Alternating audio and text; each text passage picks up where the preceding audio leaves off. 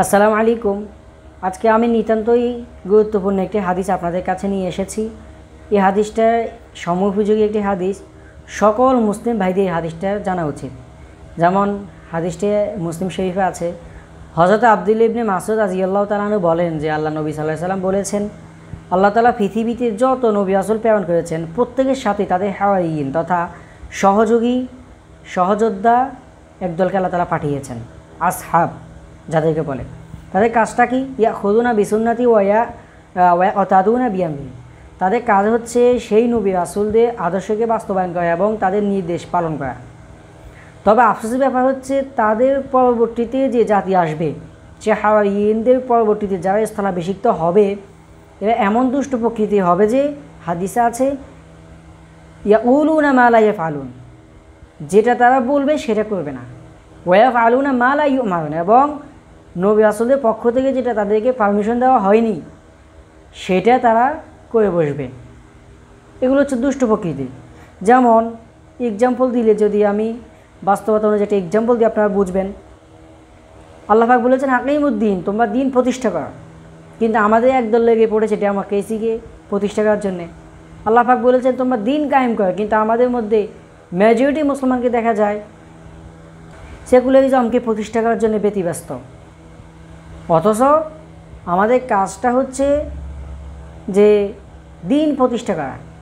তো যারা ডেমোক্রেসি প্রতিষ্ঠা করতে চায়, সেকুলার প্রতিষ্ঠা করতে চায়, দেখবেন মুখে বলবে মুসলিম, ইসলামকে ভালোবাসে, আমি মুসলিম, ওই যে যেটা বলে সেটা করে না, কিন্তু ইসলাম পালন করে না। এবং বলা হচ্ছে আকিমুদ্দিন, দিনকে প্রতিষ্ঠা করো, কিন্তু সে প্রতিষ্ঠা করেছে কুফরি একটা তন্ত্রমন্ত্র, সেটা হচ্ছে ডেমোক্রেসি তথা গণতন্ত্র। অথবা বলা হচ্ছে ইসলামকে প্রতিষ্ঠা করার, সে প্রতিষ্ঠা করেছে সেকুলারিজম তথা দিয়ে ধর্মনিরপেক্ষতাবাদ। এটা কুফরি মতবাদ এগুলো।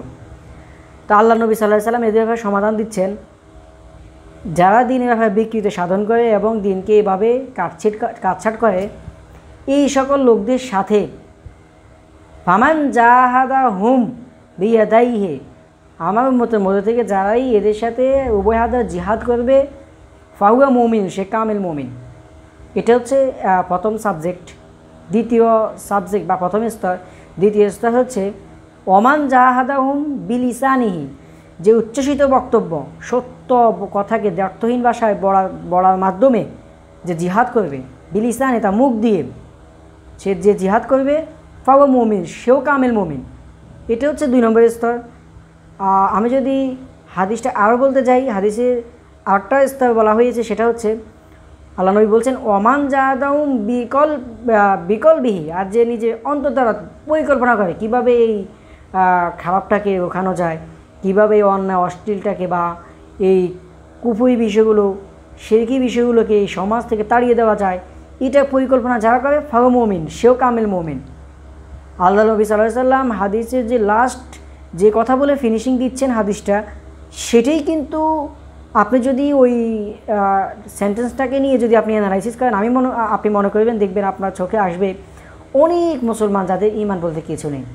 আল্লাহ নবী বলছেন ওয়ালাইসা ওয়া যালিকা মিনাল ঈমানি হাব্বাতু খারদালিন, এছাড়া অর্থাৎ প্রথম স্তর, দ্বিতীয়, তৃতীয় স্তর, নামাজ রোজা পালনের পাশাপাশি দিন কায়েমের চিন্তা ফিকির, হয়তো হাত দ্বারা অথবা মুখ দ্বারা অথবা দিলে পরিকল্পনা করা ছাড়া, এই 3 স্তর ব্যক্তিরা ছাড়া আমার মনে হয় না অন্য কোনো ব্যক্তির সহিষ্ণু পরিমাণ ঈমান আছে। এটা আল্লাহ নবী বলছেন। হাদিসটি সহিহ মুসলিমে আছে। আল্লাহ পাক আমাদেরকে হাদিসটি বোঝার তৌফিক দিন, আমিন।